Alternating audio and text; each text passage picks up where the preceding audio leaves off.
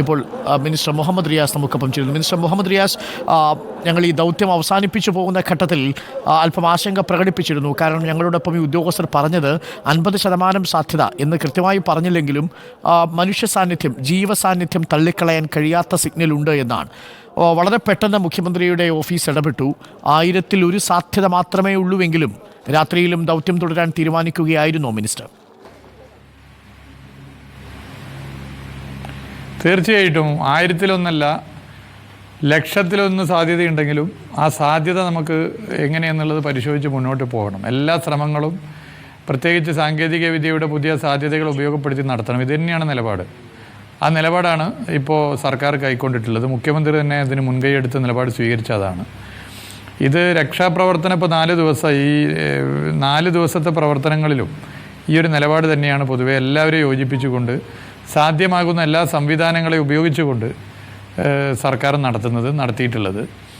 അതിലെല്ലാവരും സഹകരിച്ചു എന്നുള്ളതാണ്. അതിൽ എല്ലാവരും അതിൽ തൃപ്തി രേഖപ്പെടുത്തുന്നുണ്ട്. പക്ഷേ ഇത് 1000-1 സാധ്യത മാത്രമെന്ന് പറയുമ്പോൾ ചിലപ്പോൾ ഒരു പക്ഷേ ഇന്ന് രാത്രി മുഴുവൻ ഈ തെരച്ചിൽ നീണ്ടാൽ അതിൽ കിട്ടുന്നത് ഒരു പക്ഷേ ഒരു തവളയോ അതല്ലെങ്കിൽ ഒരു എലിയെയോ ഒക്കെ ആയിരിക്കും. മനുഷ്യനാകണമെന്നൊരു നിർബന്ധവുമില്ല. ശ്വസിക്കുന്ന ഒരു ജീവി 2 അടി 3 ഇഞ്ച് താഴെയുണ്ട്. അത്രയുമേ നമുക്ക് ഇത്രയും സമയത്തിനുള്ളിൽ ബോധ്യമായുള്ളൂ. ആർമിയുടെ സംഘം, NDRFിൻ്റെ സംഘം, SDRFിൻ്റെ സംഘമൊക്കെയുണ്ട്. തീർച്ചയായിട്ടും ഇത് തിരിച്ചായാലുള്ള ഒരു അവസ്ഥയെ ഓർത്തുകൊണ്ട് കൂടിയായിരിക്കുമല്ലോ നമ്മൾ ഇങ്ങനൊരു തീരുമാനം എടുത്തിട്ടുണ്ടാവുക. എല്ലാ നിലയിലും നമ്മളതിൻ്റെ ഒരു വശമാണല്ലോ പറഞ്ഞത്. ഇപ്പുറത്തെ ഒരു വശം, ഒരു സാധ്യതയുടെ ഒരു വശം ഉണ്ടല്ലോ അരുൺ.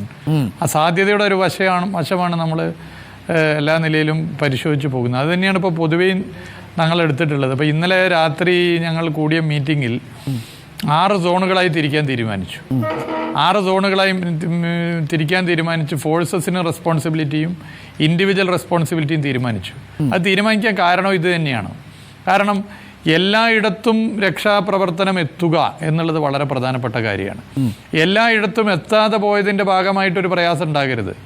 അപ്പോൾ എന്തെങ്കിലും സാധ്യത എവിടെയെങ്കിലും ഉണ്ടെങ്കിൽ അത് ഉപയോഗപ്പെടുത്താൻ ഓരോ ടീമിലും വിവിധ ഫോഴ്സിലെ ആളുകളുണ്ട്. വിവിധ ഫോഴ്സുകളിലെ ആളുകൾ അതിനകത്ത് പങ്കുകൊള്ളുന്നു എന്നുള്ളതാണ്. ആ എല്ലാ സംവിധാനങ്ങളും 6 ഇടങ്ങളിലും പരിശോധിക്കുന്നു. ഇത് തന്നെയാണ് ചാലിയാറിലും ചെയ്തത്.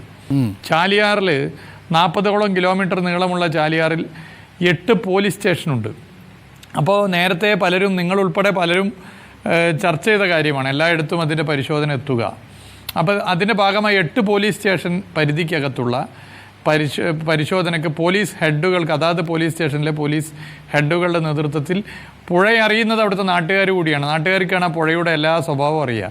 അവരെ കൂടി ഉൾക്കൊള്ളിച്ചുകൊണ്ട് ഒരു പരിശോധന നടന്നിട്ടുള്ളത്. അത് ഇന്നിപ്പോൾ മുന്നോട്ട് പോയി 14 ബോഡി നമുക്ക് കിട്ടി. അതിൽ 3 മലപ്പുറം ജില്ലയിൽ നിന്നാണ്, നിലമ്പൂരിൽ നിന്നും എടക്കരയിൽ നിന്ന് 2, ബാക്കി 11 ഇവിടെ നിന്നും കിട്ടി.